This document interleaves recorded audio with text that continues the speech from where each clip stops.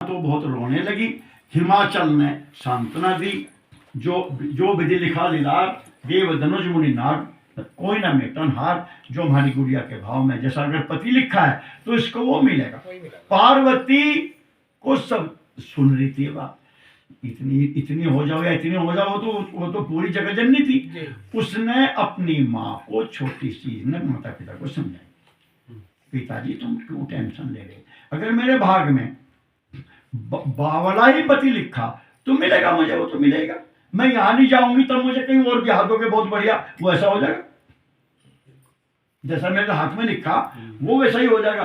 तो तुम चिंता ना करो। नहीं नहीं नहीं, इसका इलाज बताओ। तो नारद जी ने कहा तो इसका एक इलाज है, जो इसके पति के लक्षण लिखे हैं, ये तो पागल के शमशान घाट में पड़ा रहेगा, मुर्दों की राख मलेगा, ऐसा होगा, और नंगा रहेगा, अमंगल रहेगा, ये सारे लक्षण शंकर भगवान में है।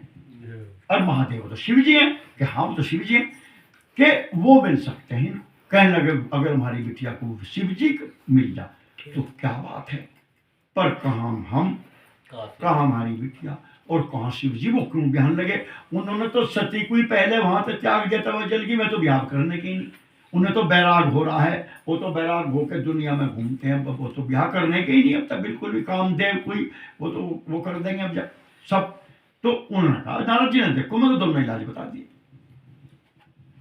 ये तो शिव जी से ब्याह लो और नहीं तो ऐसा ही कोई तो पालन मिलेगा। उन्होंने कहा ठीक है। नारद जी तो कहीं चले गए। पार्वती राजी हुई, तो बहुत बढ़िया था। ये तो बताया कि शिव जी का मतलब कन्फर्मेशन होगी कि अब मुझे मैं ही पिछले वाले मेरे पति जिनके साथ मैंने झगड़ा कर दिया था, तो ये तो शिव जी मिलेंगे। आनंद हो गया, तो मेरे हाथ में लिखा। तो पार्वती ने कहा कुछ नहीं। तो उनने कहा फिर वो कैसे मिलेंगे। माँ बाप ने कहा, नारद जी ने कहा जो तप करे कुमारी तुम्हारी, तो भावी में सकें त्रिपुरारी। अगर जो तप करे तो ये सारे लक्षण वाला पति शिव जी बन जाएगा, शिव जी से ब्याह हो जाएगा इसका। तो पार्वती ने कहा मैं तप करूंगी। उसकी माँ ने रोका, कहाँ से तप कर लेगी अभी जरा सी। उन्होंने कहा माँ तुमको चिंता कर ली, मैं करूंगी तब तो मुझे करना। तो पार्वती जी ने जा करके बड़ा भारी फिर तो तप कर वन में चली गई। खूब जब तप किया तो तप करके शंकर जी को तो सब पता ही था। तो शंकर जी उनकी परीक्षा करने के लिए कि देखो, क्योंकि उन्हें पता था ब्याह तो होना ही है। राम जी ने भी कह दिया था जाए विवाह शैल जय वही मांगे थे।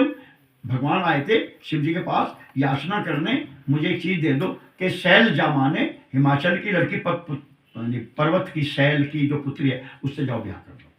तो शिव जी ने कहा जैसे भी नाथ उचित तो नहीं है, लेकिन मेटने आपके गुरुपितमाथ की वाणी जो है, पर हाँ अज्ञा सिर पर नाथ तुम्हारी, भगवान ठीक है हम मान नहीं। तो शिव जी ने हाँ कर ली राम जी से।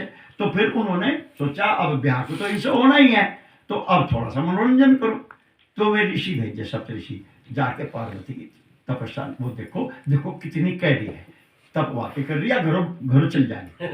तो उन्होंने आके उनको खूब भगाया, डराया, किसके लिए तुम तप कर रही हो, वो तो यूं पागल हो गया है, वो तो यूं जब ते जाए सती तनु त्यागा, तब ते शिव मन भयों विरागा, जपई सदा रघुनायक नामा, जहते सुनई राम गुण ग्रामा, कतहु मुनि उपदेश ज्ञाना, कतहु राम गुण करे बखाना। वो तो भगवान के उसमें लग गया, बिल्कुल बैराग हो गया। तो सब वो किसी से ब्याह नहीं करने वाला। इन्होंने सब जाके सारी बात उनको कही। अब पार्वती उनकी बात सुन करके सुनी बोली मुस्काई भवानी। अब पार्वती जी ये बात सुनकर ऋषि सप्तऋषियों की मुस्कुराई और हंसी। हाँ ठीक है, ठीक है, ठीक है।